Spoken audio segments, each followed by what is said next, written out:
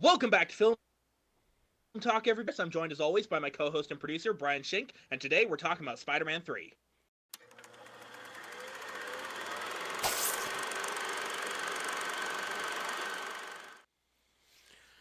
All right, ladies and gentlemen, as he said, this is Film Talk. Hunter, my boy, how you doing?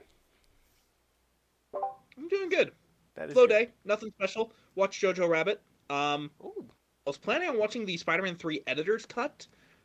Couldn't find a good that I was able to watch easily. Anyway, yeah, good day. right, Nothing gotcha. special. Yep. Yeah, I didn't even know that there was an editor's cut for Spider-Man 3. I gotta go watch that one of these days. To be fair, he's an editor. He cut it. That's what editors. Um, Mostly it's just um mostly it's just so it's on Amazon Prime. You just have okay, to rent or buy it. okay. So is it almost like Like like a director's cut or yeah, a little bit like a director's cut, but not okay? made by the director, which to me would take out Gotcha. a lot of the fun. And we'll get into why in a bit. Right, right. All right. So for our basic plot recap of this film, you got Spider-Man leaving off where starting off where he ended Spider-Man 2 off at. He's with Mary Jane.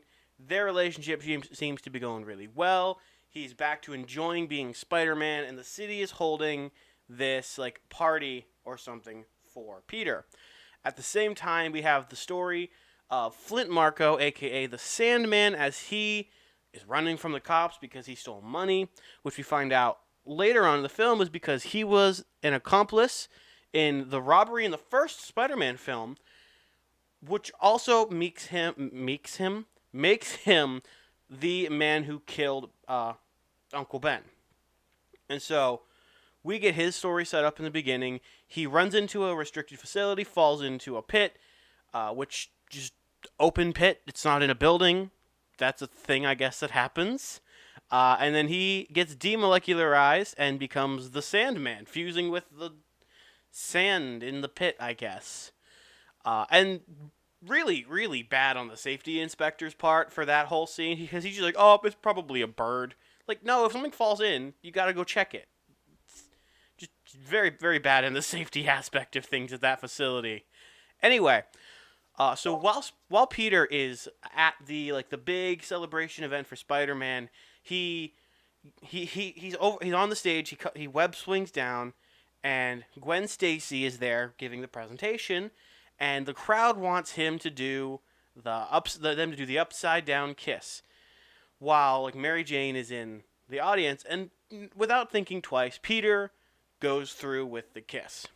Now this sets up the entire like big Peter's big arc for the entire movie, as well as Mary Jane's arc as well, and in turn, it also sets up Eddie Brock's arc because you've got Peter who kissed another girl in front of MJ. MJ is rightfully upset by that, and although she handles it in such a way that is, at least I think, absurd. But we'll get to that. Um, and that gets in between Peter and MJ. But then also you've got Harry becoming the new Goblin, and Eddie Brock getting ousted from his position in the Daily Bugle after Peter reveals that the photo that he submitted was fake. At this point, Peter had already received the Venom symbiote, which happens in this film as well. There's a lot of stuff going on. And after that, both Peter and Eddie go to the same church. Peter rips the symbiote off. It drips onto Eddie. Eddie becomes Venom. Then there's a big fight in a construction zone. Mary Jane, again, is kidnapped and then saved. And then, spoiler alert, Harry dies. So, there's a lot in this film. It's very hard for me to keep Oh yeah, all of it together. this film is packed. Some would say loaded. I would say packed.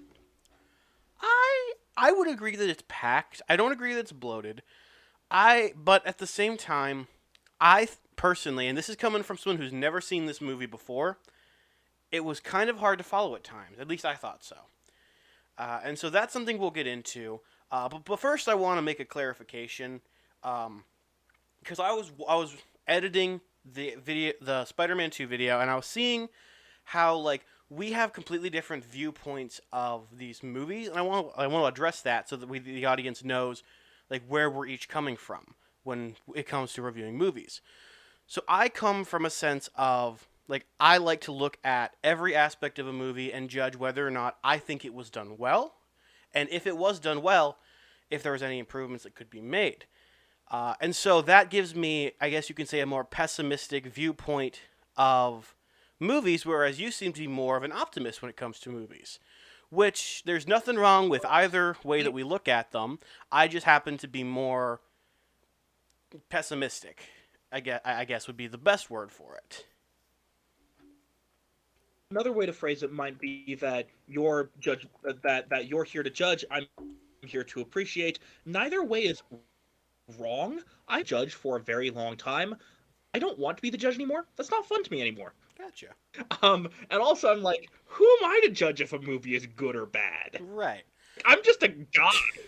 I have no authority in this. For context, I have never taken a cinema studies class. I've never taken a film class. I've never taken an English literature class. Like, Right. I am just a guy. I spend a lot of time thinking about and analyzing movies. Like, whoa, it's Hunter Farris, and I'm like, no, I'm just Hunter Farris.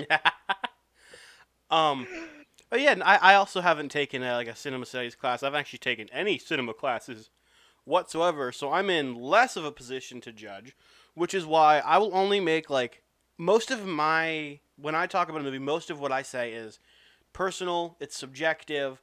There are going to be very few times that I talk about something that I will call objective in one way or another, and usually that's something like characters being either completely botched or them doing something without any assistance from anyone else that is completely backwards of their character. Like, let's say, for example, you're making a movie about Jesus, and you make Jesus then walk up and stab someone in the face. That is objectively a bad decision on your part, because that is the complete opposite of what Jesus is. Even if you're saying just Jesus the character, because everyone knows Jesus would never do that. And so when I say something is objectively bad or objectively good, then it means that I have significant evidence and weight behind why I say it. Most of the times, though, I say subjectively, I think this writing decision was bad. And I say like bad stuff, and I say like movies can be bad because you can learn from bad. Bad doesn't mean shouldn't exist in my book. It just means take this, see why people think it's bad, and learn from it. So, with that being said, do you have anything you want to add before we get into the movie itself? I love Spider-Man 3. Like, this is one of the first movies that made me love movies. And I know that sounds really weird. I know this movie had a lot of haters. I am not going to be giving any hate whatsoever to this movie. I understand why there are haters. I did an attempt at a deep dive on the psychology of why somebody might hate Spider-Man 3. Like, they're entirely valid reasons.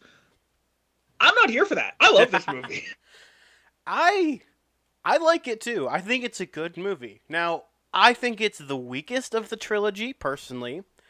If I had to rank these three movies, it would be Spider-Man 2, Spider-Man the original, and then Spider-Man 3.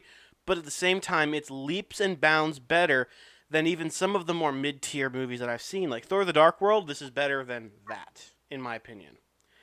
I like this movie. I think there are two elements of this movie that should have been cut, and I will get to that when we get to that part of the story. But overall, I think it was a very solid Spider-Man movie, and a very solid superhero movie in general. So I guess let's get the elephant out of the room real quick. Venom is allegedly a studio mandate.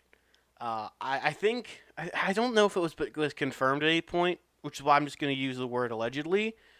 But it definitely shows, at least to me, in this film that he wasn't supposed to be there. So, okay. I'm going to give the extremely hot take.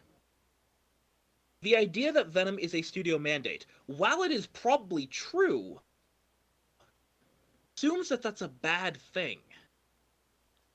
One of my hottest takes ever is that there's no such thing as studio interference, because interference implies way of the movie. We never talk about like director of photography interference or writer interference or VFX supervisor interference or editor interference or director interference. Just as much collaborators on the film as studio interference.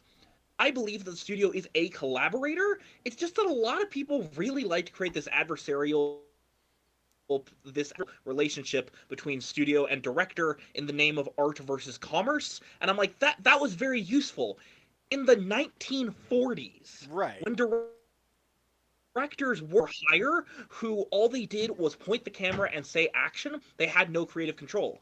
We don't have that problem anymore, and so I find it a lot more useful to assume that art and commerce are these, and that instead the studio is simply a collaborator. So Right. yes, um, Venom, presumably, let's assume, because I've heard the same thing. I still haven't found like an original primary source. I haven't found an interview with Sam Raimi talking about that. Said later, I hope to do a deep dive on Sam Raimi and listen to a lot of interviews with him, which would probably include that sort of Right. interview. Anyway, yeah. So sure, they said that Venom. As for how he included Venom, this is 100% Sam Raimi. Oh, right. Like I agree. the execution of Venom, how Venom works, how Venom is included, how it works. This is like full Sam Raimi all the way. It's almost like the studio said, "Okay, you have to include Sam Raimi. Do it however you want." Um, You have to sorry, include you Sam have Raimi. to include. You have to include. It's almost like the studio told Sam Raimi, "You have to include Venom, but include him in any way you want. We're not Right. going to stop you." Which, like, okay, if Raiders is straight up saying, "Hey, you absolutely have to do this," and you disagree on whether you have to do it or not, there may be a problem with the working relationship there. There may be a problem Right. with the creative relationship there. That may be a good time to leave differences. Sam Raimi didn't leave due to creative differences. He chose to stay Right. despite the creative differences because he found a way to make Venom work in a way that I thought was really fun. A lot of people disagree. A lot of people say he's not comic accurate. I'm like, yeah, he's not, but he fits this movie really well. Right. On the topic of comic accurate, I'm sorry, I'm rambling a lot here. Oh, it's On the all topic good. of comic accurate, I'm sure that there's at least one issue of one comic in which Venom acts exactly like this. So, like, sure, it may be accurate to that particular comic. When we say comic accurate, there are a lot of comics out there, and so when we say comic accurate, we are we are in we are subconsciously and unintentionally cherry picking which comics we think count toward the character being comic accurate. Right. And And with I also Venom, don't. I'm like, Oh, Sam good. Raimi probably picked and chose. With Venom, I assume that Sam Raimi picked and chose the comics that he felt made Venom what he is, instead of the comics that the audience, that any one specific audience member from 14 years later thinks makes Venom what he is. Right. Yeah, point is, sure, he may be a studio mandate. That's not a bad thing.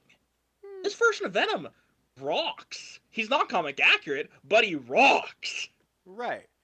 And yeah, I have to agree. I don't like the whole like the argument of it's not comic book accurate. You're right. There are it's not comic book accurate, but there are hundreds of comic books. This character's appeared so many different times. You can never be comic accurate. And that's why I especially in these movies, they're not play for like beat for beat remakes of the comics. They are creative adaptations of the characters. However, and in the case of Venom, he felt less like his story felt less like a story from the comics and more of the only part that they took from the comics is this was his origin. Now he wants to go fight Spider-Man, which is a lot of his comics, yes. So there's really no comic to pick from.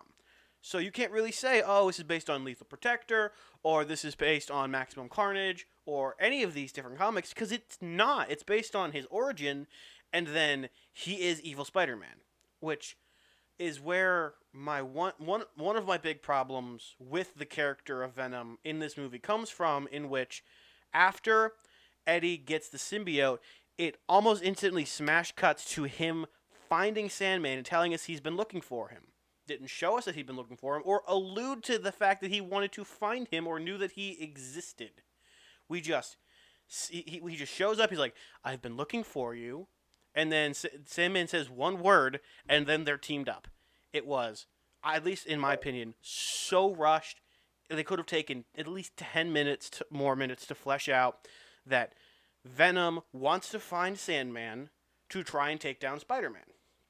But that's just me. That's entirely fair. The way I interpret the film, him showing up and saying, "I've been looking for you. Let's take down Spider-Man together."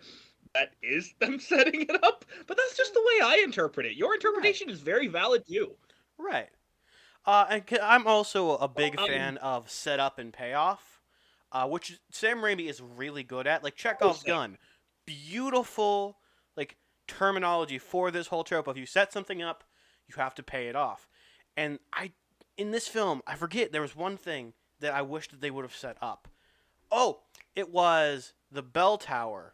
Now I thought this when like Peter was like smacking into the bell tower and ripping the suit off. I thought, well, I was like, oh, why didn't they set this up sooner? And then the final fight scene came. I'm like, oh, that was the setup. But it didn't feel like a setup. It felt like it was supposed to be a payoff that was put in the place of a setup. Like, what would have been cool is, like, Peter was swinging around town. He lands on something. It makes a clang. And the suit starts to, like, jolt off of him a bit. Then when we get to the bell tower, he gets that reaffirmed. He hits the bell tower. He can rip the suit off fully. Then the final battle, you get the poles. You get not only Chekhov's gun, but also the rule of three, which is not just for comedy. So on that topic, I didn't know this viewing of the movie that they didn't set that up. And it's not because of something the movie does. It's because of my experience with this movie. So my main experience with Venom before this month, Carnage, and the 2018 film was the 2000 video game, the one with Carnage binding to Doc Ock as the boss level, as the final boss. And in that video game, which like I played so much when I was a kid, and they keep saying over and over that the two things that hurt symbiotes are fire and Sonic, fire and Sonic, fire and Sonic. They just keep repeating it almost like a month. So I go into this film, and I just, like, forgot that they didn't set that up. Because to me, that was the mythos in the same sense as, like, kryptonite for Superman. Right. At this point, like, Superman is allergic to kryptonite. It was the same thing for me. And so, like, this time around, I'm going into it, and I'm like, whoa! They never actually, like, the first time they set that up is when it dismounts from the symbiote suit. Yeah, that's why I said it's like a payoff in setup in place of a payoff. And like I try to go into every movie as if, because like I know this mythos, but I try to go in as if I am a member of the general audience who has no clue who these characters are, in an attempt to see, are they properly portraying these characters to somebody who doesn't know who they are. I don't think they did that with Venom very well. I think they did that with the Venom, the symbiote, very well with Connors. Like, Dr. Connors in these movies is amazing, and an amazing way to do exposition, I would say. But with the sound, and we also didn't get any mention or reference to his, until the very end of the movie, that the fire. We got no reference that he is weak to fire at all, except a payoff, which most audiences, because of the pumpkin grenade, are going to think, oh, the pumpkin grenade disintegrated him. But long-term fans and people who know Venom will know that the reason the pumpkin grenade did that was because of the heat and the fire. And so it works, but not well, if you know what I mean. At least to me. So, like, again, I actually do think that this version of Venom is awesome, and I kind of just want to, like, ramble for a bit about in defense of Sam Raimi's Venom. I've talked a lot about this on my TikTok. This Venom feels very Sam Raimi. For context, real quick, this is the only Spider-Man movie where Sam Raimi is a co-writer. Oh, okay. It's the first one where he gets a writing credit. I wonder if the only thing he wrote in this movie was Venom. Like everything else I would was be left to the regular. Oh, no way. No way that. This movie is filled with gothic architecture. It borrows from Right. the language of horror. Sorry, this movie is filled with just plain cool, very Sam Raimi stuff. Gothic architecture, borrowing from the language of horror clubs. A paintball mask, 2 dance numbers, a giant monster, an alien, a flying, fire-breathing snowball. Like this movie Oh my filled stuff. gosh. That's part of why I love this. I was a 12-year-old boy. Throw all of that into a movie, and I'm like, yes, I love Oh. this. I don't care what else is going on. I don't care how coherent it is. It's just plain. We even get like this really cool like team up fight at the end, which again Yes. is just plain cool. The Oh, movie's it riddled was. with fight scenes. Like the whole movie is very much intended to be cool. And it succeeds. And like that's what Sam Raimi wants. And so like so I'm looking at this version of Venom saying, okay, this is very much Sam Raimi's take on Venom. Sure, Right. he may have said that he doesn't like Venom or that he doesn't really understand Venom, and that's okay. Because this Venom still rocks. First off, thematically, this film is very much a film about anger. At least that's the theme that I get every time that I watch this Oh, movie. same. And so, Peter gets some. So Peter spends a lot of time being angry because of the suit and acting on his anger because of the suit. But then, once he gets rid of the suit, once he gets the anger out of his, has to deal with the consequences of his anger because that anger transfers off of him and onto somebody he hurt. So, like, thematically, this version of Venom really well with this film, at least this origin of Venom, and then that anger that he passed on to somebody else leads that person to be angry at him and want to hurt Peter back, and so Peter has to just have to like stop doing the thing. He has to clean up his mess. Right. Um, okay, moving on. The suit looks awesome. I care that it doesn't look like the Yes. comics. I don't care that it doesn't look like Tom Hardy's version. It looks freaking sweet. Oh, I Like agree. the black suit on Peter looks sweet. The It black did. suit on Eddie looks like the black suit on Peter, which really fits thematically and really shows how Eddie is a foil to Peter, but gives him the Venom eyes and the Venom mouth. Right. That's all it needs to give him. It doesn't need to be completely different design because it needs to show that Eddie is visually as well as thematically a reflection of a dark reflection of Peter. Right. But also Right. like remember the scene right when right when Peter has just stabbed all the rods into the ground and Yes. the symbiote completely separated from Eddie, and it just rises up as this giant alien mass. And I'm like, that looks so cool. It I know some did. people would be like, no, Oh, that looks stupid. I'm like, that looks it looked cool. really The cool. way, the way the symbiote moves by like falling on top of itself and flopping on top of itself, it reminds me a little bit of the Blob, but like much more tenderly, and I feel like that really fits the I feel like that really fits the vibe of this version of the symbiote being something that just like takes over and inserts itself into your life by having it be basically a ball of string that falls on top of it. So I think the moving is really cool. I think really the only complaint I've ever heard about the symbiote in this movie, okay, 2 things. One, it shouldn't be in this movie at all, and I'm like, okay, fair. Symbiote is the movie. I don't think Sandman is the movie. I don't think Harry is the movie. I think Sandman and Harry are opportunities to explore how Peter responds Right. to the symbiote and how he acts when he doesn't have the symbiote. And like if you don't have Sandman or Harry and you have a completely different movie with if you have a completely different movie with the symbiote, needs to act on his anger and give him a couple villains to just like wail on. Gosh, this is one of the very few superhero movies I can think of that has just straight up scene. Like they're not trying to win anything. They're not trying to win anything. They're not trying to get a MacGuffin. They're not trying to accomplish a purpose. They're trying to fight. They're trying to Right. hurt if possible.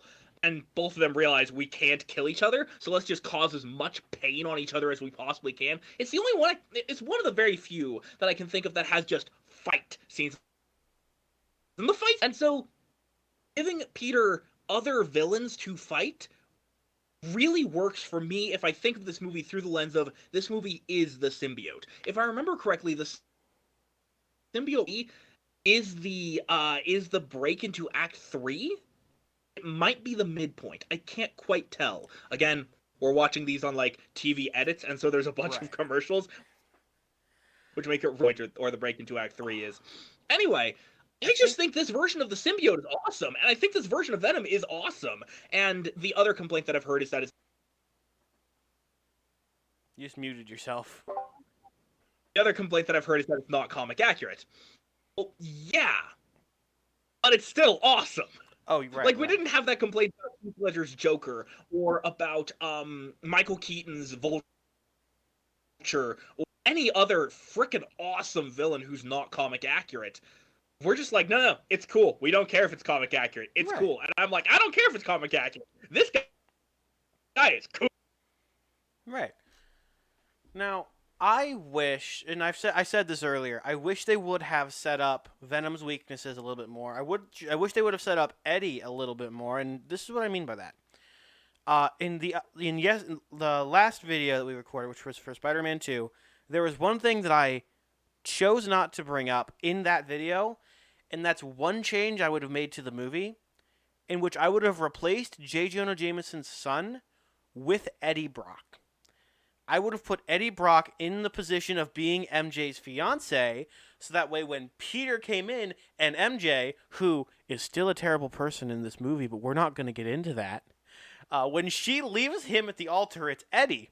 And then he goes into this movie already harboring a grudge against Peter, but then with him destroying his life at the Bugle and him destroying his life just in general. What the crap just happened? I think my monitor just went out. Anyway, but with him just destroying Eddie's life in general, it makes it more believable that Eddie would instantly turn and want Peter dead. Not more believable, but it gives more just fuel to Eddie's fire, so to speak. I actually think that would have been really cool. On the topic of Eddie, I actually really liked Topher Grace's performance and casting in this movie. I'm different on because he's not Tom Hardy, and a lot of people think that Tom Hardy is like the correct Eddie Brock.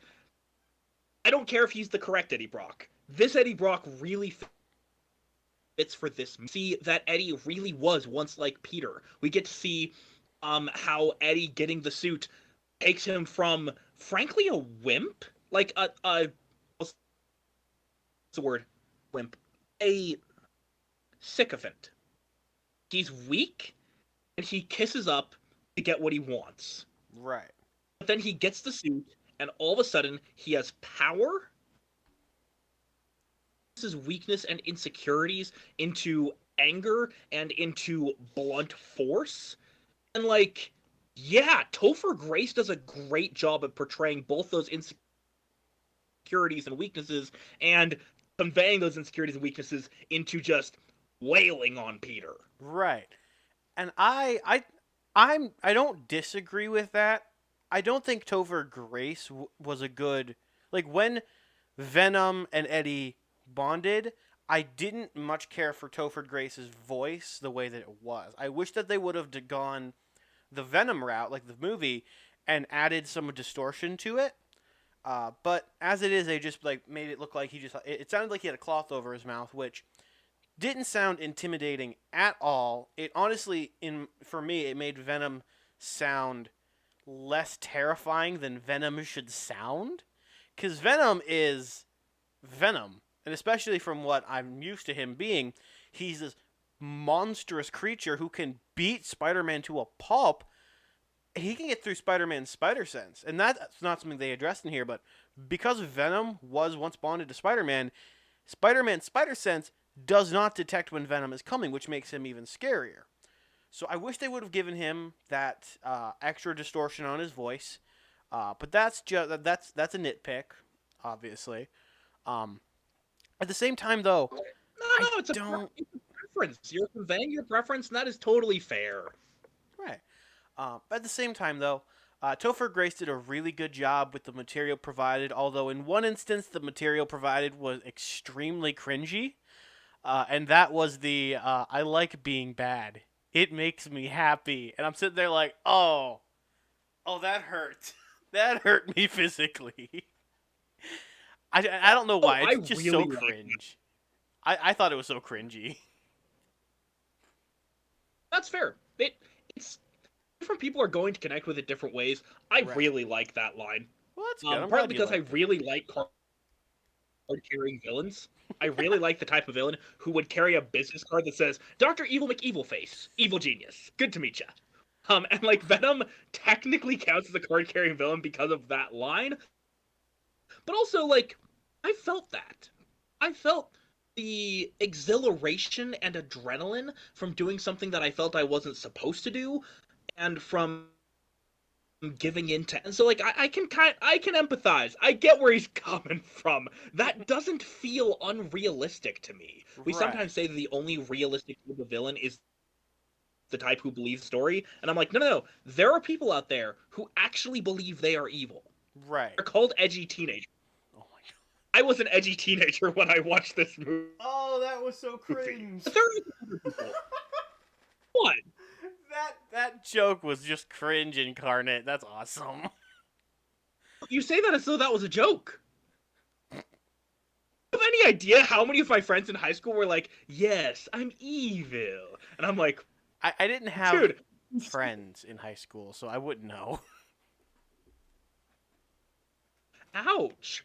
On Yeah. the topic of Venom being a studio mandate, um, why do we talk about Venom being a studio mandate, but we don't? Why do we talk about Venom being a studio mandate in talking about Gwen being a studio mandate?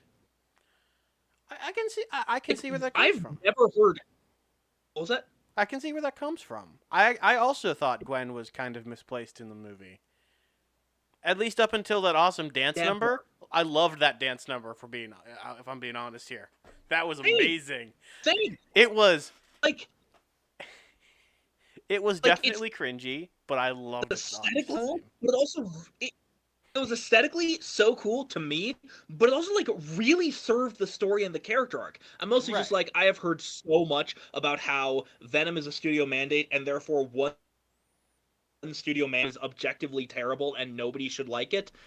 But I've never heard anybody say that Gwen is a studio mandate. I've never heard people complain about that. I'm not saying people should complain about that. I'm just like, there is a sociological phenomenon that I'm noticing that people are complaining about one but are not complaining about the other. This one is noticed, this one is not. I'm curious Right. about why. I don't really want to figure out why because I don't want to encourage people to complain about I might have an Gwen not being a answer. studio about Gwen being a studio manager. I But go might have ahead. an answer that you might not hate. I think it all comes down to the fact that many people don't think Venom was handled well. And because I'm under the assumption of the belief that studio mandates as a thing are not inherently bad like anything. However, they can be bad. Because if a studio says you need to include this character and have them do this thing and this thing and this thing and this thing and you cannot deviate from that, then that really ties the director's hands behind their back into what scenarios they can put that character into. Now, can that work? Absolutely. It could work. In this scenario, I think it's hit or miss depending on when Venom is in the scene. Um, where it is with Gwen though, even though she's, I would say, a little bit more prominent in most scenes than Venom is, outside of just being a part of Peter, she I feel was handled better, almost like she feels more integrated with the story outside of her introduction than I think Venom was. But that's my take on the whole thing. I've always thought it was less of we hate studio mandates and more of we don't like when they're not done properly, but we don't know how to articulate it. Because not a lot of people know how to articulate these types of things, which I found being on Reddit. Yeah, it can be really easy for us to for us to see the clearest, easiest, most obvious answer and say that that must be the reason why we didn't connect with that movie, which I think is a lot of where like studio mandate bad, or remake reboot prequel sequel bad, or CGI bad comes from, because we found the easiest thing to criticize and said that must be the problem. I think that's taking Occam's razor a bit too far, in that the problem usually is something a lot more nuanced. There's usually a lot of small problems. It's usually about our experience with the film, not about the film itself. That's kind of my take on it. Right. I just, yeah, it feel like as much of a quote unquote studio mandate. I also, on the topic of studio mandates, nobody ever complains about director mandates. In fact, when we do talk about director mandates, we praise the director for mandating that thing. Right. And that it falls in the same And category. Oh, I'm sorry. and like when the director mandates it so hard that no one is allowed to disagree with, praise him for being a jerk to everybody on set so that he can get his way, and we call him a great auteur of cinema. And like, no, Right. just because you are not the studio does not mean you are not the bad guy. The studio is Right. not the only bad guy, and frankly, why do we need a good guy bad guy in filmmaking? Can't we just say they're all collaborators? Right. And say, It's the hey, pin blame. just because the studio wants money, yeah, just because the studio wants money doesn't mean that they're the bad guy. I Right. know Right. that's a really hot take conversation, but like, money is not bad. Right. The love of money is the root of all evil. The money itself is the thing that makes it so we can go make the next movie. If we don't Exactly. get money, we can't make the next Right. movie. Now, and I've always said this, making something just to make money is the wrong reason to make something. Like, yes, money is awesome. Money does a lot of stuff, but if you are making something with the sole purpose of sucking as much money out of the audience as possible, you're not making it for the right reason. I want to approach filmmaking in a sense of making a movie because I love the craft and I love what I'm making, and maybe making some money, definitely making some money on the top of it. But as long as I make something that I am proud of, and as long as it's a good product, it will make money. Now, at that same time, it's not always going to be that simple, but it's much more reliable than we need to make X amount of money. Go make me a Spider-Man movie. I don't care. I don't care. Just make something. Which I think is the wrong attitude to have towards making a movie. Even as a producer, you should put something in production because you want that thing made, not because, ooh, green money make world go round. And on the topic of the money, this movie did make almost $1 billion. Oh, definitely. And remember, this is in an era before The Dark Knight, when the amount of movies that had made $1 billion were like 3. Right. Like, Titanic was the only one that I can think of. Titanic, Avatar was 2009. Exactly. Like, pre Spider-Man 3. No, I'm just going to look it up. List of I was actually about to do that as well. grossing films. Yeah. Because I don't just want to be like, oh, this is the only one I can think of. I want to like actually say which ones they are. So Titanic, The Return of the King, though that may be from some re-releases. Right. I think there was at least one re-release that led to that. Okay. Pirates of the Caribbean: Dead Man's Chest. Okay. So not many. From a re-release. Phantom Menace was from a re-release. Harry Potter and the Philosopher's Stone was from a re-release. So yeah, literally the only two films that $1 billion up to this point were Titanic and Pirates 2. Ooh. The idea of this thing making all the point is was not like the standard benchmark that it is today, that if you don't gross $1 billion then your movie somehow isn't a blockbuster. No, Right. $1 billion was good job. Sorry, my roommate just showed me a really cool thing. Oh, A it's all good. It's all billion good. dollars was an immense amount, and this movie made $894.9 billion. Like, that is really good money. And it It took made them. that off of a $300 million budget. And Like, it barely. It's a 3x ROI. That's not amazing, but that is still a financial success. right. And it took them a little over a decade to finally make a Spider-Man movie that grossed $1 billion, and it took the collaborative efforts between Sony and Disney and Tom Holland. Because you heard Spider-Man: Far From Home was the first Spider-Man movie ever to break $1 billion in the box office, and that I thought was amazing. Oh, I really like Spider-Man: Far From Home Oh, too. I love that Um, movie. so we've been talking a lot about Venom.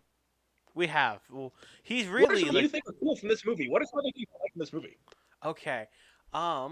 I liked Flint Marco's story. I wasn't a big fan of the retcons they did, but it grew on me. Still not like in love with it, but I understand the idea behind it. I'm glad that they didn't just say that Flint Marco was the robber, rather that he was an accomplice to it, and they didn't retcon the one guy out of the story. Um, I I liked Harry Osborn. I know there's gonna be a lot of people who don't agree with me on that story.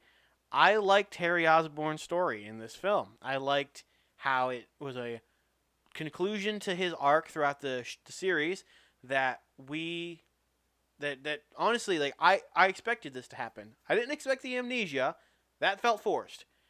But at the same time, it was good. I enjoyed the execution of it, even if I thought it was something that was a little too forced into the movie. Okay, on the topic of the retcon and the amnesia, very recently in the superhero boom, I honestly think that we are getting into a new era of superhero movies because superhero movies are just getting so incredibly comic booky. Oh, I agree. Like, they're bringing all of the wild, wacky stuff from comic books. We're getting multiverses and gods um Hawkeye. and interconnected universes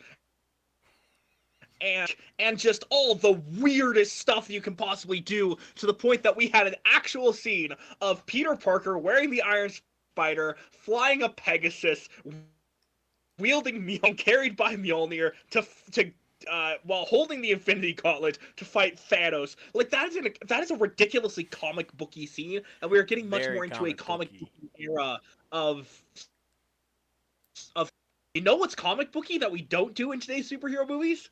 Retcons and amnesia. Oh my gosh. I have never liked the idea of amnesia in a story. For the sole thing of, at least when it comes to narrative, it's a very, very easy way to take character development and flip it on its head. It's, I've always thought of it as really easy, really non creative. However, it I'm not saying that it cannot work, and I think it worked very well in this story, especially because it didn't last the entire film. Because there are some movies where the amnesia just doesn't go away. And I can't remember one off the top of my head, but I know I've seen one recently where it's just like the guy got amnesia and it never left. I think it was like some sort of rom com, something like that. There's I can't remember the name. there's a superhero story that I really want to see played out on screen. You can't do it in a live action movie. It's What would one it where be? the Riddler got amnesia. Why couldn't we do it in a live action movie? He forgot Riddler. I'll get into that in a sec, trust me. Hmm. And he goes and he takes his love of investigation and his love of puzzles and his love of problem solving and applies it to being a different Gotham Police Department. Ooh. I want that story. The problem is, you have to have established who Riddler is long enough that Right. amnesia feels like a break from, but then you also have to establish this is a break from the norm. This is not the new norm. The best way that you Right. could do that is probably like have it be the third movie with a Riddler in it. But like have him be the full-on Riddler for the first two movies, bring him in for the third one, let him get amnesia, and then before the movie's over, let him go back to getting his memory. That's the only way I can think of doing in a live-action movie. Right. But like the point is like in franchise filmmaking, that's a very hard storyline to do. I would love to see that storyline because that sounds so cool. Point is TV like, series. yeah, the retcon and the are very comic booky elements of this film. We just don't like to think that retcons and amnesia are comic booky elements because we sometimes like to think that retcons are inherently the incorrect way of storytelling because it like breaks stakes. And I'm like, okay, sure, it might break stakes, but in this story, they did a really good job at making that retcon like matter. They did a Agreed. really good job at showing that like the fact that Peter thought it was the other guy is a big deal to him, and the fact that Peter thinks it's now this guy is also a really big deal to him. It's not just, oh, we were wrong, it's actually this guy. They have to deal with the fact that they were wrong. Right, right. And I liked how in the movie we were shown, like, when Peter got the news, we saw what was going on in his mind, and he thought it was a cold blooded guy shot Uncle Ben. And then later on, we get to see what actually happened, and it gives us that, oh, okay, so originally that was Peter's anger. And I don't know if he had the black suit at that point, but now we're seeing what actually happened. It was just like a really. That whole scene between Peter and Flint was a really touching scene, and it, oh, I teared up at that point. I didn't cry, but I started to tear up. But not And in it his is death not a scene. hot take. And it is not a hot take at all to say that Flip Marco's motivation is just really well done. It We is. all love It Flip is. Marco's whole thing with his daughter. Right. And his outfit, his comic book outfit, his comic accurate outfit was It is amazing. that is one of the most comic accurate costumes I have ever seen. And Ever. it's Like very there's it's Deadpool and there's Sandman. right. Those are some of the most comic accurate outfits I can think of. Period. And Sandman is easy because it's literally just a green and brown striped shirt and then brown pants. That's it. It's not like you have to make this elaborate costume with laces and weaves, or in Scarlet Vision's case, Scarlet Witch's case, a bathing suit and a tiara. Uh, all you need is a T-shirt you could probably find at a Goodwill and a pair of khakis. Mm-hmm. Okay, technically they are what's the word? Cargo shorts with an band. You say potato, I say Ronald Weasley. I really like khakis, okay? I, I was trying to say I you heard say that. potato, I say Sam Raimi, but it came out Ronald Weasley. um, Wow. there is a brief arc in which says to go get a full-on supervillain costume. I just sent you a picture of it. Okay. Let's see. Yeah. Um, Is that Sandman? that is Sandman. For anybody who can't see that picture, so he's got like, gosh, how do I even He describe looks this? like a court He's jester. You're not wrong. He's He's got got the a pauldrons of green a court jester. He's got a green jumpsuit. Leotard.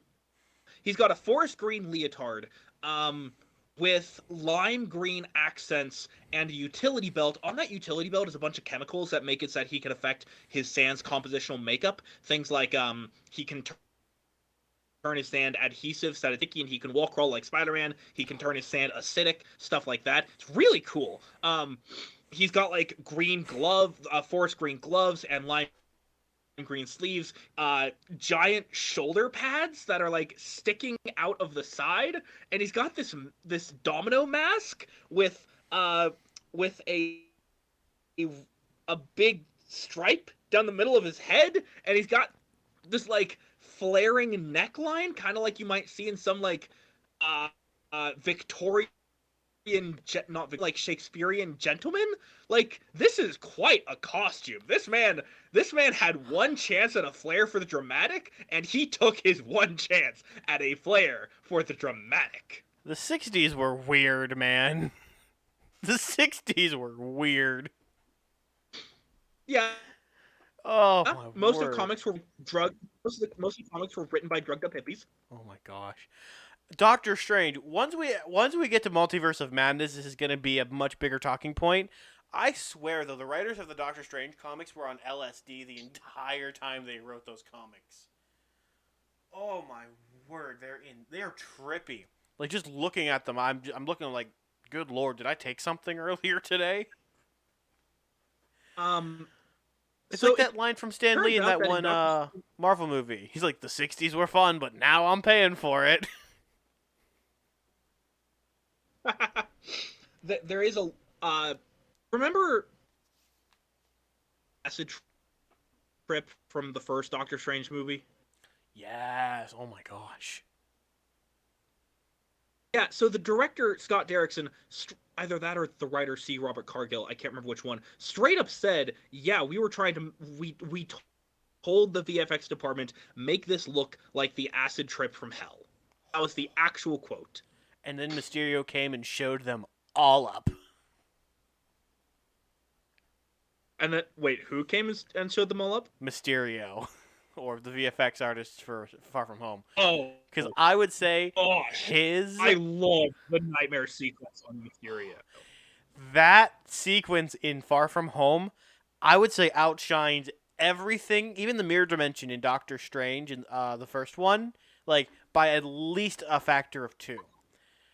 But I think it's gonna get even weirder in Spider-Man No Way Home, and then again in Multiverse of Madness, because in No Way Home we're getting that scene where the New York skyline is mixing with the Grand Canyon and the trains, and it all smash cuts, and the trains are like sprouting new trains in like a star pattern. And then I guarantee you, in the Multiverse of Madness, we're gonna get, as he's traveling through the multiverse, just like weird mixes of reality in the space between. Oh my gosh, we are in for an acid trip these next couple years. And on the topic of Multiverse of Madness, real quick, I really hope that just for like 2 seconds, Doctor Strange goes to Earth 616. Oh, do we like want to do actual comic book and just like pan and have the camera just pan over the panels and have Doctor Strange meet his comic counterpart? And the reason why I want him to meet his comic counterpart is because there is one panel where Doctor Strange sees the real world and sees that Benedict Cumberbatch is playing him movie, and he approves of that casting. This is actually happening in the comics? Comic Doctor Strange canonically approves of Benedict Cumberbatch.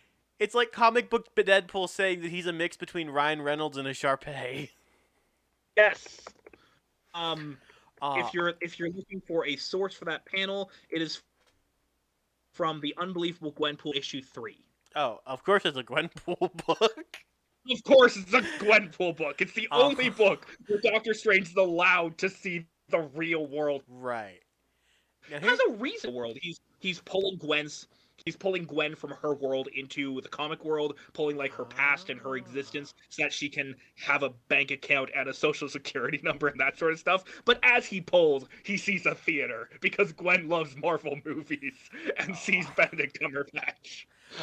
My question now is, do we get the actors to actually voice the lines from the comic panels, or do we leave them completely silent and just let the audience read it? Because in a theater, that's going to be almost impossible, depending on how fast it pans.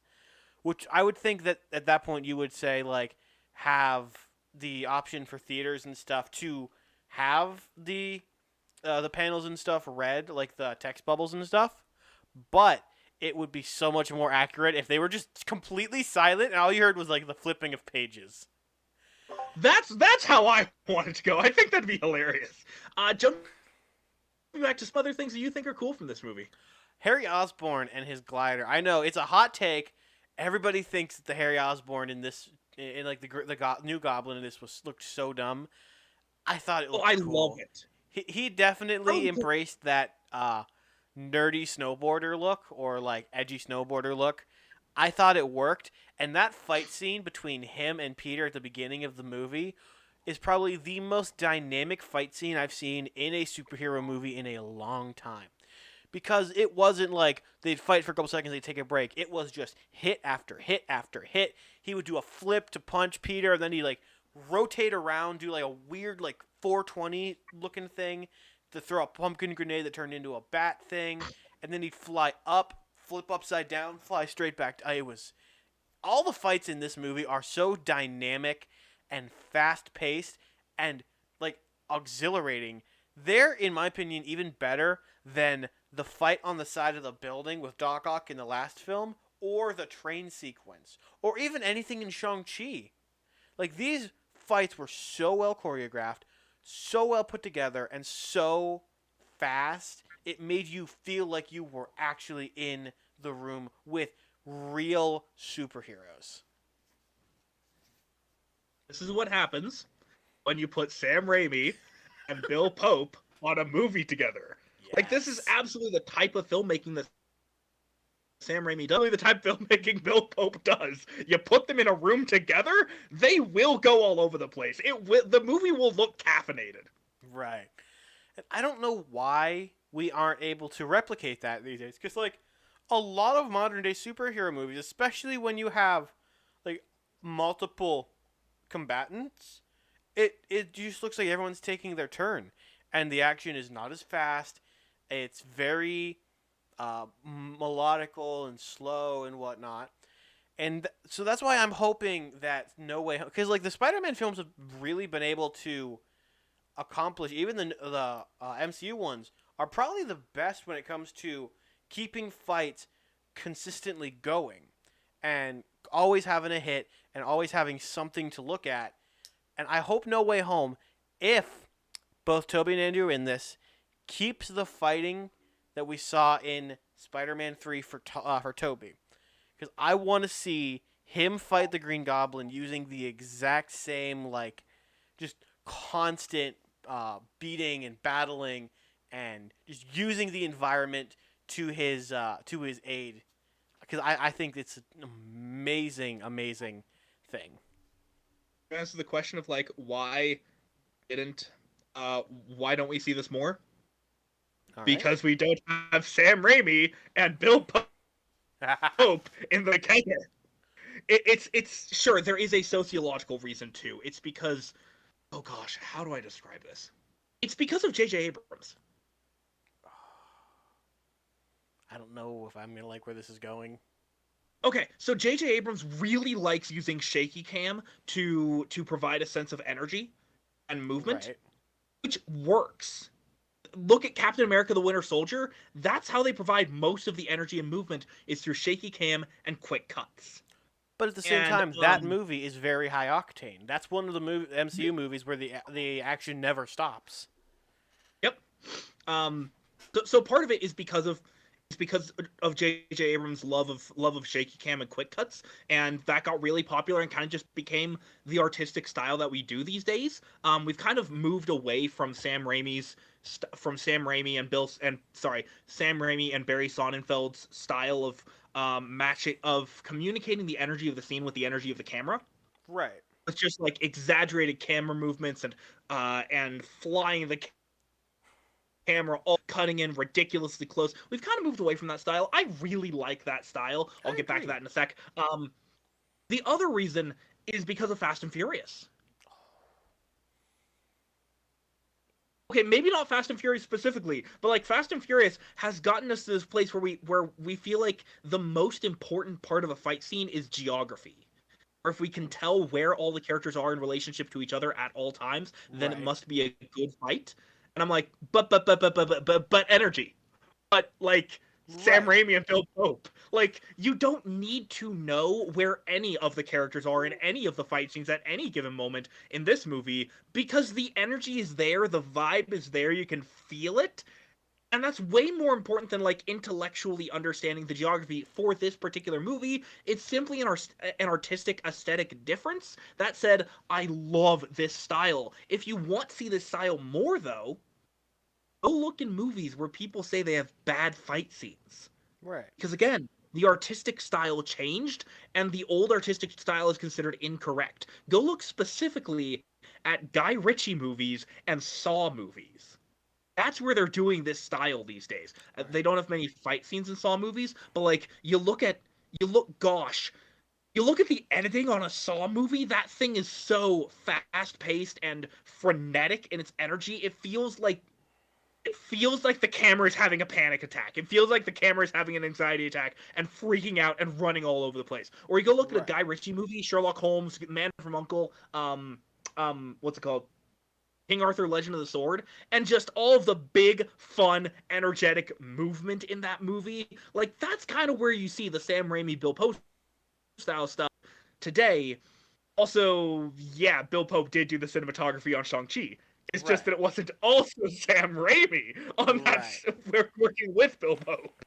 Now, I do have to disagree on that because I think knowing where the characters are in a scene is very important, especially when it comes to a fight scene where you have multiple people on either side. That being said, it's not the only thing, and if you know where everyone is, that can still lead to a bad fight scene. At the same time, just having good camera work could also lead to a bad fight scene, depending on, because you need a very good mesh of the two. Having one or the other can be okay, but having too much of one or the other will probably end with something not as visually appealing as if you have both, because you have very dynamic and fast-paced camera movements, but you're also able to like let your audience know where everyone is at any given time. That shows that a lot of craft and dedication was put into that specific scene, so that way you still have all that energy, but you also know what's happening at the same time. Because you can do nothing but energy and have no clue what's going on, but it's a cool spectacle. Or you can know where everyone is and have no energy, and she's like, oh, huh, okay. Yeah, if I have to choose between one or the other, I will take the cool spectacle Right. because I personally think that intellectually, mentally comprehending the movie. Let me phrase that. My ability to draw out where each character is on a piece of paper is not what makes the fight scene engaging to me. Right. I know a lot of people think that that's like a bare minimum, and if you don't do that, then the fight scene is completely failed. But I think if the fight scene has the energy but doesn't have the geography, then yeah, that works. Like, that's just called a continuity error, and very few people actually notice continuity errors. Right. Unless they're very egregious, like let's say a character leaves out one door in one scene, and then the very next scene they leave out the same door again, or they leave out a different door where there's no shot of them coming back in. It's just they're gone, and then they're gone again. Like that's a continuity error that is like very visible. But in most continuity errors, I agree, you don't see them. Um, However, and on this topic, definitely I would take See, spectacle over go the ahead, go ahead. intellectual part of like movies and stuff. However, if you can have that spectacle while also having the intellectual knowing where everyone is, it allows the audience to like better connect with the fight scene and better like understand what's happening. Because like let's say you have 5 combatants versus one bad guy. If you have all the spectacle of all of them like attacking the bad guy at the same time, that's awesome. But if you also have the knowledge of where everybody is on the playing field, then you as the audience member can be like, okay, Wonder Woman is there, Batman is there, they're running at each other. Ah, I see what they're gonna do. Or Captain America is here and Iron Man is up there. Ah, he's about to fire. I see.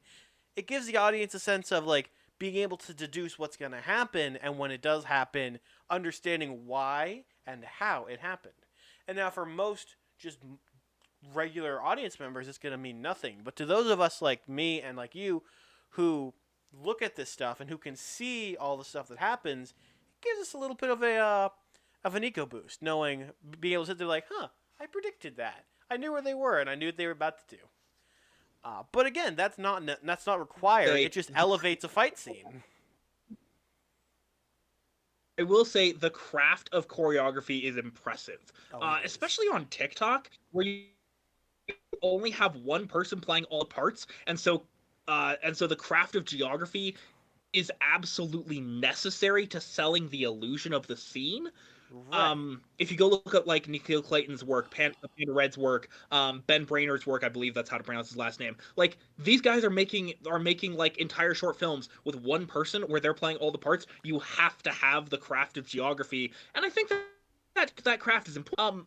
What I'm saying, Walter Murch, who I want to say it was Walter Murch, he literally wrote the book on editing. It's called In the Blink of an Eye. Once said that continuity is where a character walks through a door, he doesn't walk through the other side of the door with a chicken on his head.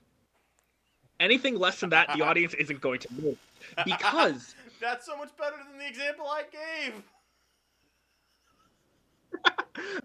And the reason why he said that, at least I believe the reason why he said that, is because if you are noticing is because continuity errors do not take you out of the movie. If you notice the continuity error, it's because you already were out of the movie. It's reverse causation. It's not the continuity errors take you out of the movie. It's that taking you out of the movie causes you to notice the continuity error. And I think the same thing is true with the geography too. That like if that bad geography in a fight scene doesn't take you out of the fight scene.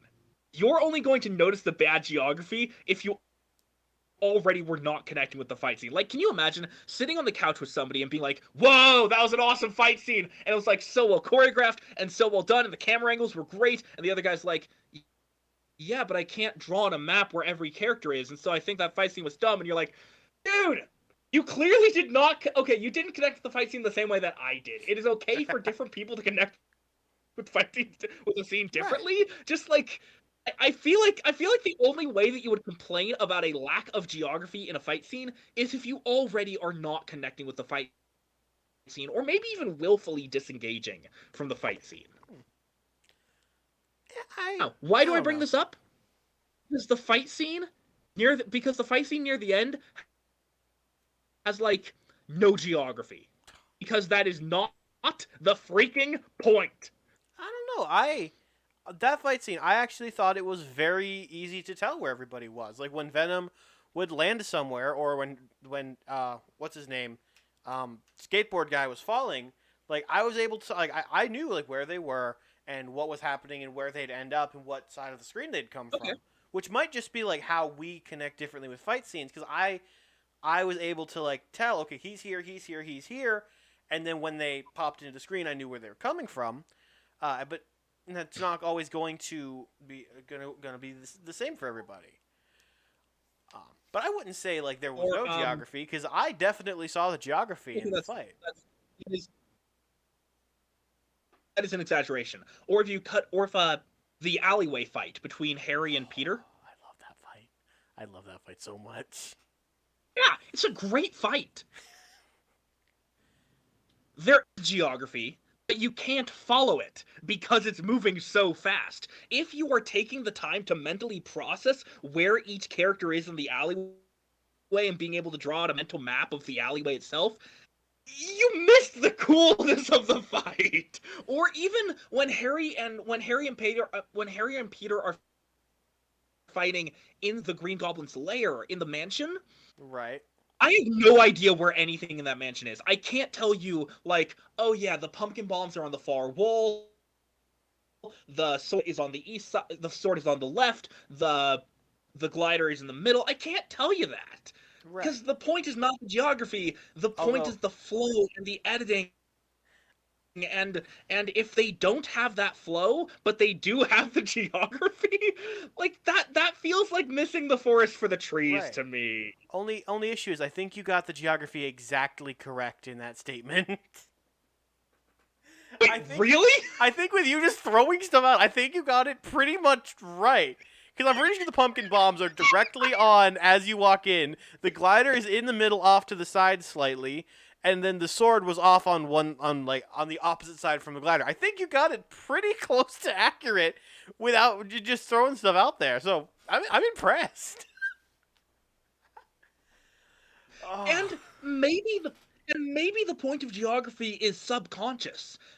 right, Maybe the point that I'm trying to make is that you're not supposed to consciously notice the geography. The geography is something subconscious. Kind of like, I don't know, the score in a lot of movies, or, the cinematography at all in most right, movies. Most movies, you're not supposed to notice it.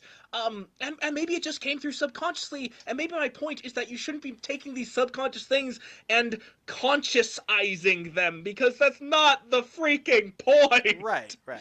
Um, Most of the reason why I bring all this up is because I hear a lot of people, actually, okay, I shouldn't say a lot of people. I keep hearing over and over that the most important thing in a fight scene is geography. And I have a philosophy that there is no one correct way to make a movie. And so when I see people say, hey, this is the right way to do a fight scene, I'm like, okay, let's talk about how freaking cool it is when you don't do that. Let's talk about how great it is to not do a movie the one correct way. That's part of why I Right, just spent the last 20 minutes, I don't know how long it's been, rambling about non-geographic, non-Euclidean fight scenes. right, Bluey is actually a really good example of this, from what I've heard.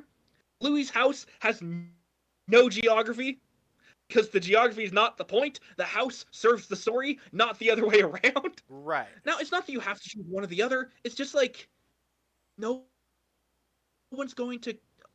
They will only care subconsciously. right. And only the only time it becomes an issue is when it's so blatant that the subconscious becomes conscious. Like if the energy is high but the geography is so bad, like let's say you establish that the kitchen is on the first floor and the pool is in the basement. And we'll say during the fight scene, your combatants are fighting and they go through a door from the kitchen and we see the exact same door with the same pattern, and next thing we know they're falling into a pool.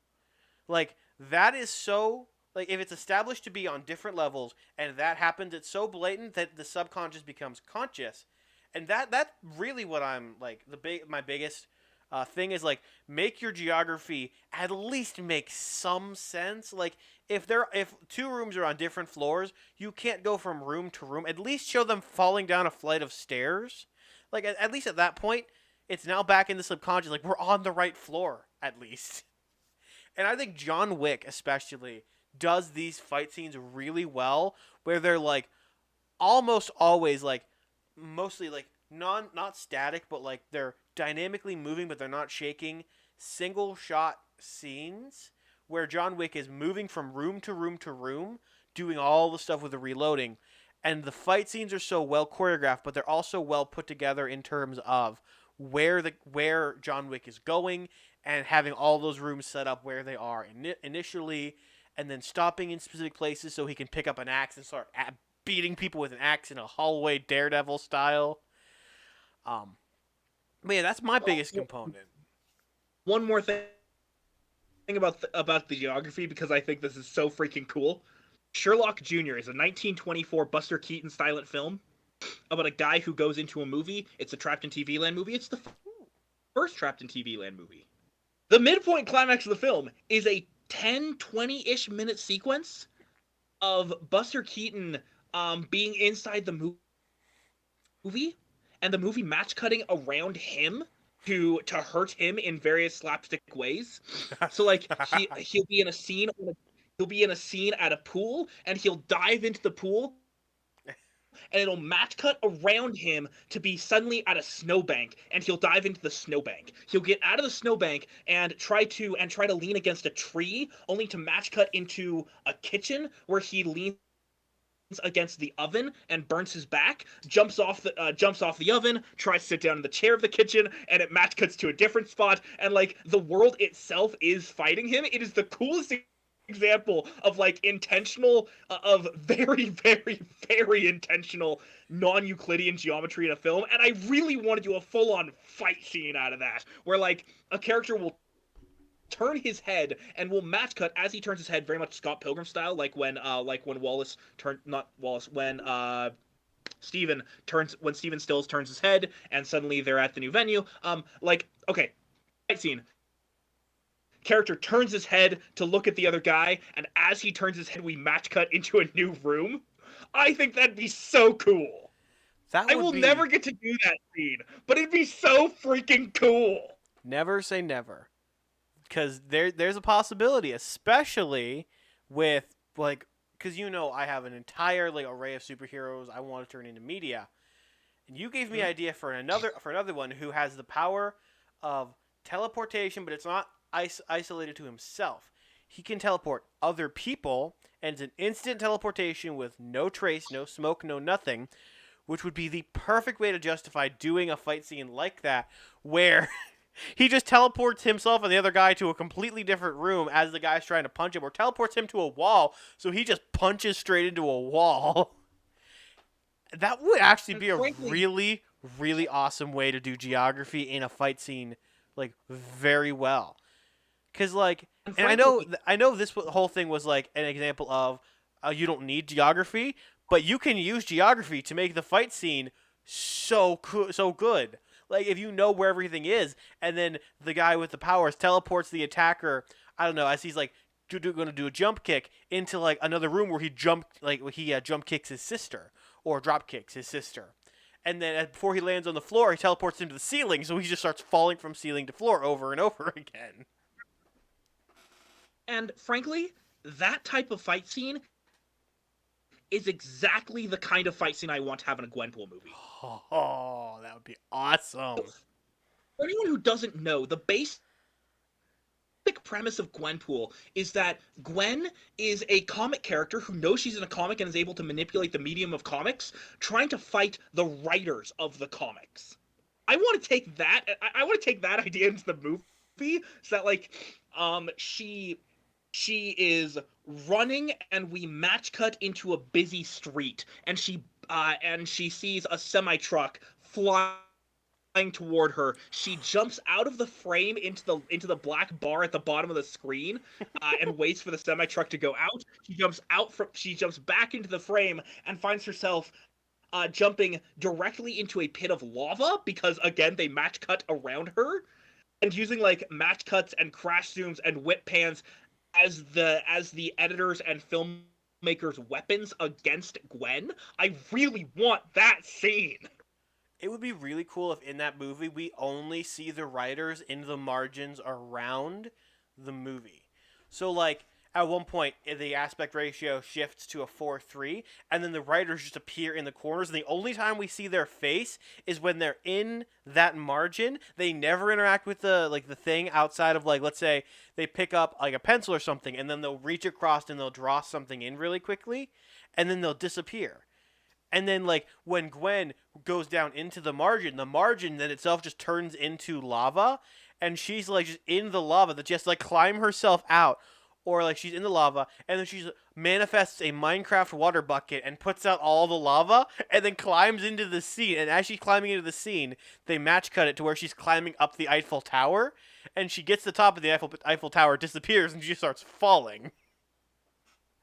Exactly that kind of stuff. Oh, right.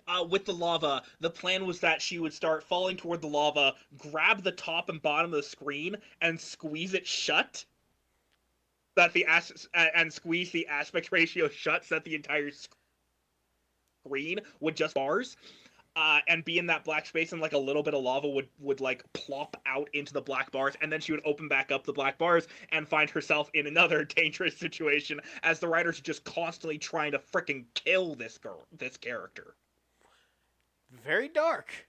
I was actually about to Yeah, say, like, why didn't the movie in that Buster Keaton film just try to match cut him on top of a knife or something, oh, or into a because pit the of movie, lions?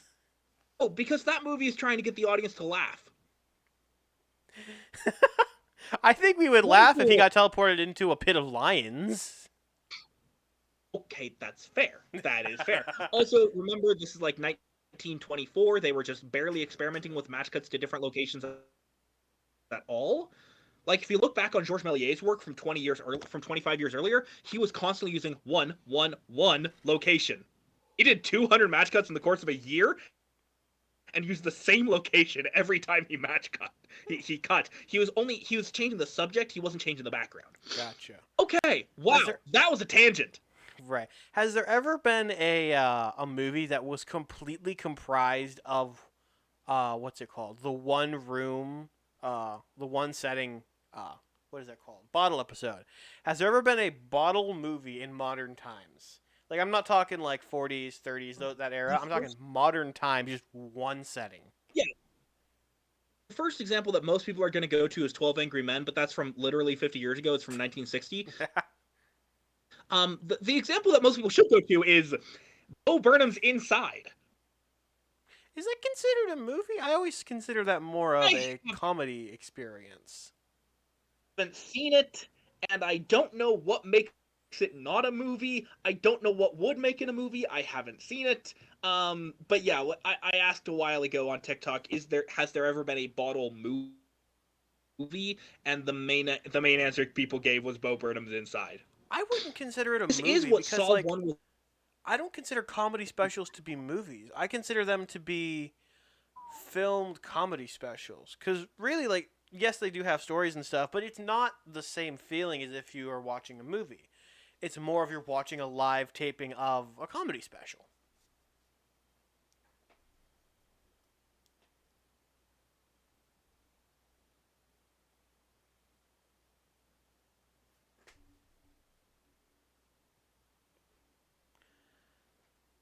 Uh,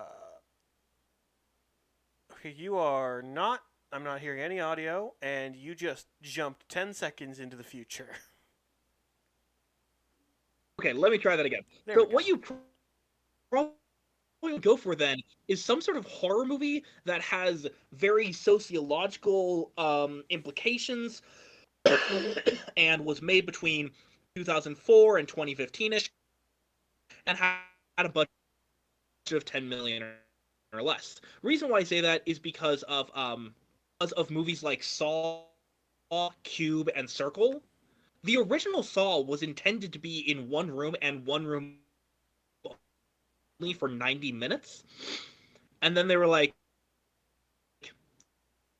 okay, I want to say it's a horror movie, but it's really a drama. I think I haven't seen it. About a bunch of people who wake up in a room and find that the laser in the middle of the room is going to kill one of them randomly per minute, but they can choose, but they can vote on who it is if they want to. Like, it's a giant trolley problem for 90 minutes. My Dinner with Andre might be. But like Cube is kind of the same idea. Very, very heady, uh, philosophical horror drama that's mostly set in one room, but like that's kind of cheating. Kind of cheating. Kind of. My Dinner with Andre might all be set in the room. I haven't actually watched My Dinner with Andre, but looking at screenshots from My Dinner with Andre, it appears to be almost entirely just the dinner itself. Yeah, I remember. I only know of that film Yeah, from there the. probably has. I only know of that film from the episode of Community that satired it, because that show is amazing. Same. The bottle Same. episode that they did in that show is what introduced me to the concept of bottle episodes, because it was so well done and Same. funny. And Abed is amazing. I'm just gonna say this: Abed is amazing, and the fact that he didn't want to participate because he knew it was a bottle episode, because he was aware that it was a bottle episode, and he just didn't want to participate. Yep. All right, so Oh, it's quite a tangent. What do we want to talk about Spider-Man 3? I was actually just about to say, is there anything more we want to talk about Spider-Man 3?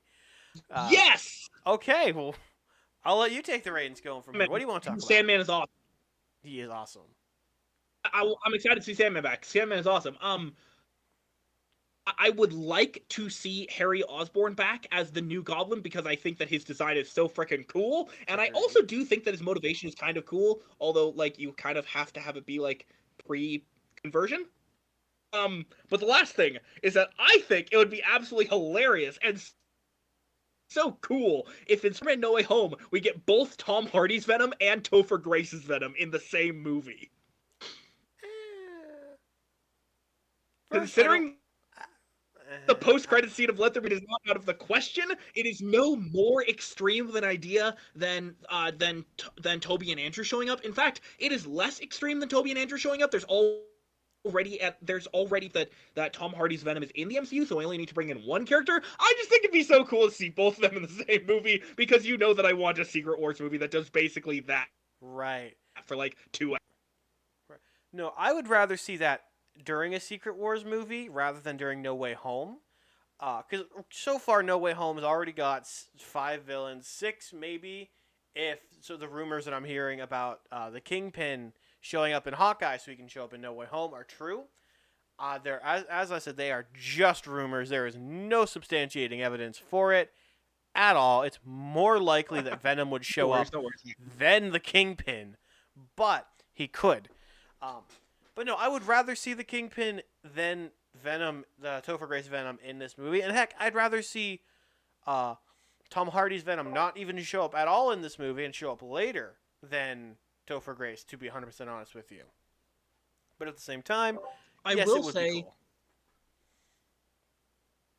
I will say, so Tom Holland has described this movie as Spider-Man Endgame. Right. Being No Way Home. I'm kind of curious if this movie is basically going to be Spider-Man Secret Wars.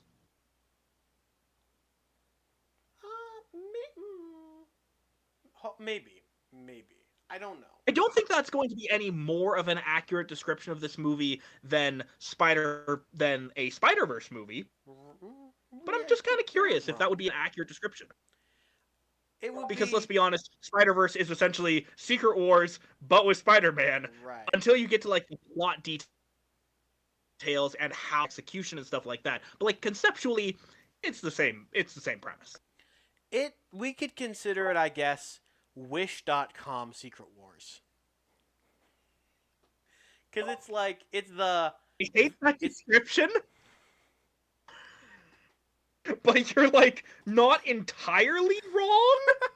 I only say that because it's not gonna be as big as Secret Wars. Like Secret Wars is gonna be all the characters and their variants. This is just Spider-Man and his variants villains. So that's why I say it's Wish.com, because it's less of a Secret Wars, but it's still the concept. Yeah. That's all I have to say about Spider-Man 3, just that I freaking love this movie.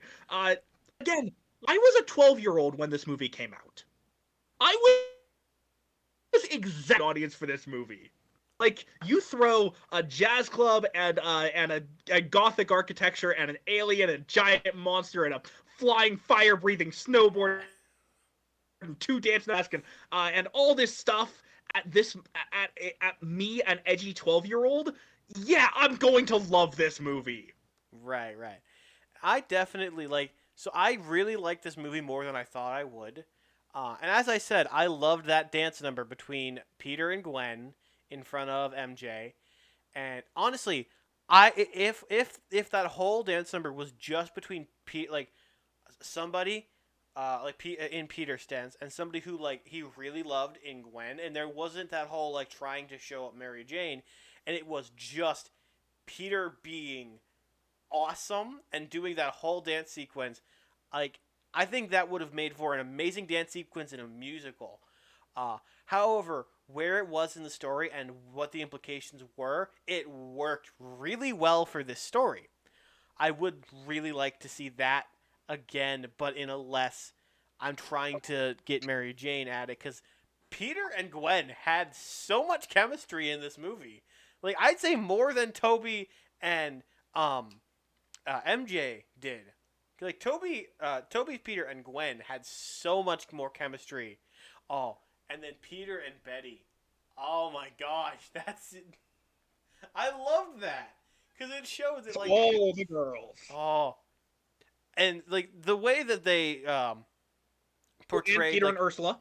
Peter and Ursula. I've always found Ursula as really creepy for some reason.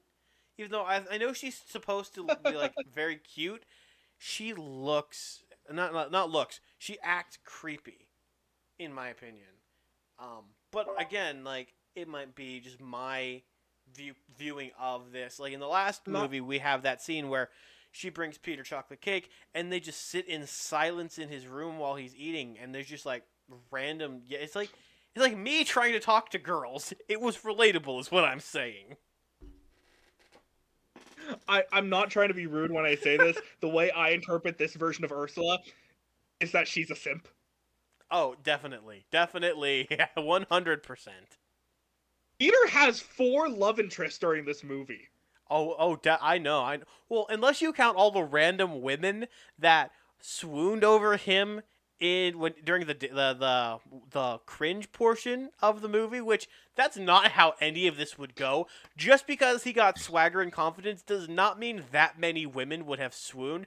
It was either they were absolutely disgusted, which was 50% of them, or they were absolutely infatuated, which was the other 50% of them, which would not happen in real life. It would be 90% wouldn't notice, 9% would have thought he was creepy and insane, and 1% or less than that would have thought it was charming. But it would not have been a 50-50 split. Real life in New York, nobody would have even noticed him. It's New York. Nobody notices nothing. Like, there are less people on the streets in this movie than there would have been in actual New York. Like, the streets, from what I've seen, are You know why? packed. You know why? Why? I know this sounds really smart, Alki, but because it's not real New York. Yeah. The reason why this movie doesn't act like real life is because it's not real life. Because it's not realistic doesn't mean... Sorry. Anyway. It's all good. I also want to say MJ is still a horrible person, and I will die on this boat. Because, like, in this movie, not only is, like, Peter's trying to help her, and she is like, why? You don't understand what I'm going through. It's all about me. It's like, he literally does understand what you're going through. Have you read the Daily Bugle ever? Like, I assume you have because it's what you're reading. Like, it was what was in her hands as she was reading the review from. So, like, you had to have read the first page of every Bugle article. You know what J. Jonah Jameson says about Peter. He understands what you're going through. Stop being so selfish and so dramatic and just listen to the guy. You see it a lot more from MJ's perspective in this movie. Right. MJ just wants to feel heard and supported after her first big flop. Which wasn't a flop. And I don't know what those critics were talking about. Oh, she got fired. No, I know. It's not that the movie... It's not that the show was a flop. It's that she was a flop. But no, she feels bad about herself, and she wants some comfort and support. And Peter does keep trying to empathize, but, like, what she needs to hear right now is, that sucks. I'm sorry. You want some chocolate? That actually does sound terrible. Look, chocolate is delicious, but, like, she needs to hear those kinds of things. She doesn't... I understand where you're coming from. She needs to hear your pain is valid. Which, those sound very similar, but they're not exactly the same. But he didn't know she got fired until Harry told her. Like, the scene that we're referring to, only thing that had happened was that one review she read from the show, which she wasn't a flop in the show. Like, I don't know what that critic was talking about, because Kirsten Dunst has an amazing voice. That show was amazing. Her performance was amazing in that show. But that, neither here nor there, movie logic. In that scene, like, Peter, like, she didn't know she had gotten fired. Peter didn't know she had gotten fired. It was the one review, and Peter was like, don't let the review get to you. You did great. You did awesome. They don't know what they're talking about.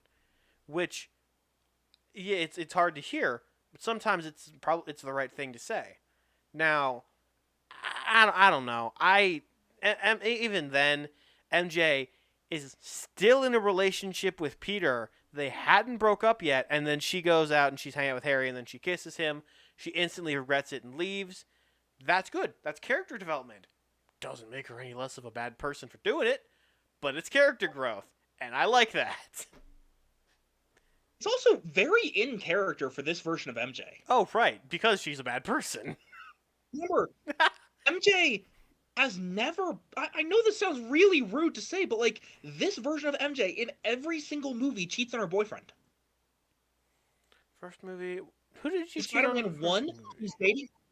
In Spider-Man 1, she's dating Harry and kisses Spider-Man. Right. In Spider-Man 2, she's dating John Jameson, Yeah, and I that's his want to say name. she kisses Peter.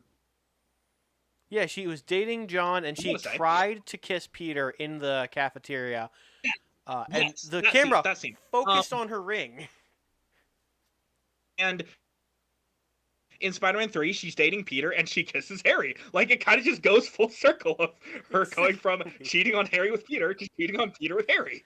Like, I'm not saying that I'm not saying she's a good character, but at least she's consistent and has a little Right. bit of character growth. And remember, like, this girl was abused by her dad. Right. They mention it briefly in the first movie and briefly in the third movie, but like this girl does have some daddy issues and does have some abuse that she needs to work through in order to, be a better girlfriend.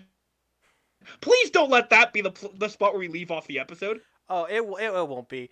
But no, like throughout this entire, I think now that I've seen all three of the movies, I think it was intentional, that she was not a good person in terms of relationships, because yeah, she cheated on someone in every single movie, and then left a guy at the altar. That's the worst thing you can do.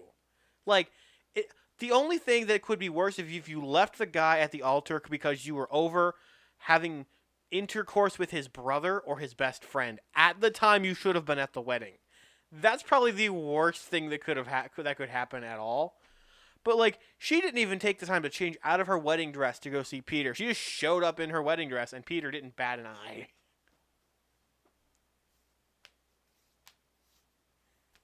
Now, another thing I want to touch on that I didn't get to touch on last time. Did you notice that in Spider-Man 2, there were an absurdly large number of screaming women? Like, whenever Doc Ock was on screen, some lady was screaming. Like, I think I counted 7 or 8 times where just a woman would scream, and it kind of got what's the word? Not repetitive. It kind of took me out of the movie because it was Saturated? the same stock scream for all of them, Oh, or a very similar oh, scream.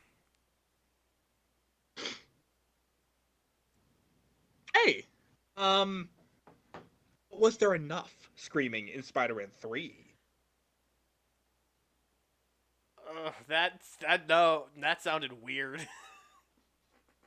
Was there The was there enough? I think most of the screaming came from MJ in the final fight scene. all the screaming comes from MJ in every movie. I'm sorry, she screams so much. MJ in these 3 films is the definition of a frigid character. Like, she is kidnapped in all 3 movies. Why? That's not what a frigid character is. It's in line. Like, it's the character that motivates the main character to go forward. Everybody interprets it Yeah, as like them dying, but it also works as but them getting damsel in kidnapped. distress. Hmm? She's a damsel in distress, not a frigid character. The point of the Yeah, part of the I point guess of a you're right. frigid character is yes that the woman exists purely for the motivation of the man, but the other part is that she dies for the sake of angst. But when she's just kidnapped to motivate the character, that is a damsel in distress. It's slightly different. It's not exactly the same. Right. I'm not trying to be pedantic. It's still in the same category though of love Oh yeah, interest. oh Get yeah. something happens to They are love future interest, tropes. but it's like every single film she gets kidnapped. At least in the Spider-Man movies, they have the decency of not kidnapping the same person every time. It's a love interest for sure, but it's not the same love interest. Like in the first one, Liz was caught inside of the elevator Peter to save her. In the second one, MJ and the other friends were caught inside the castle. They weren't actively kidnapped; they were just in dangerous situations. In these 3 Spider-Man movies, Mary Jane was actively kidnapped and held tied up in a rope. So you know she has if she didn't have a kink to begin with, she does now. All right. I think that's all that we can say about this movie. We've been blathering on about this movie for 2 hours. An hour and 40 minutes, but pedantics. Fair, fair, fair. That is a 20-minute difference. That's a big difference. Yeah, That but is the once you hit difference an between hour. 2 hours and the length of Spider-Man 3. Oh my gosh. So real quick, so we're watching on YouTube TV. That's how we're seeing all these. Spider-Man 1 was like 2 hours, give or take a couple minutes, and by the time all the commercials and stuff were added in, it was about 2 hours and 30 minutes. Same with Spider-Man 2. Spider-Man 3 was also an hour and like 10 minutes, but the runtime because of ads came out to be almost 3 hours. Where did that extra like 20 minutes of ads come from? Unless I've got the runtime wrong. I could have the runtime wrong. Okay, looking it up, the 2002 Spider-Man 1 is 2 hours and 1 minute. The second Okay. movie is 2 hours and 7 minutes, and the third movie is 2 hours and 19 minutes. Okay, so I had the runtime wrong. That explains why the recording was So much basically, longer. they cut out 20. So basically, yeah, that's why the recording is longer. Gotcha. Right. Thank you so much for joining us. Thank you so much for staying with us for almost 2 hours now, for over an hour and a half now, for the length of a feature film. One of these days we should just like one of us should just like make a feature film, because apparently we can talk that long. Absolutely. Or we should both make a feature Thank film. you so much for your time. Socials are yes. You can find our socials in the description box and in the what's it called? The show notes. You can find our socials in the show notes, in the description box. Until next time, take care. We'll see you all soon.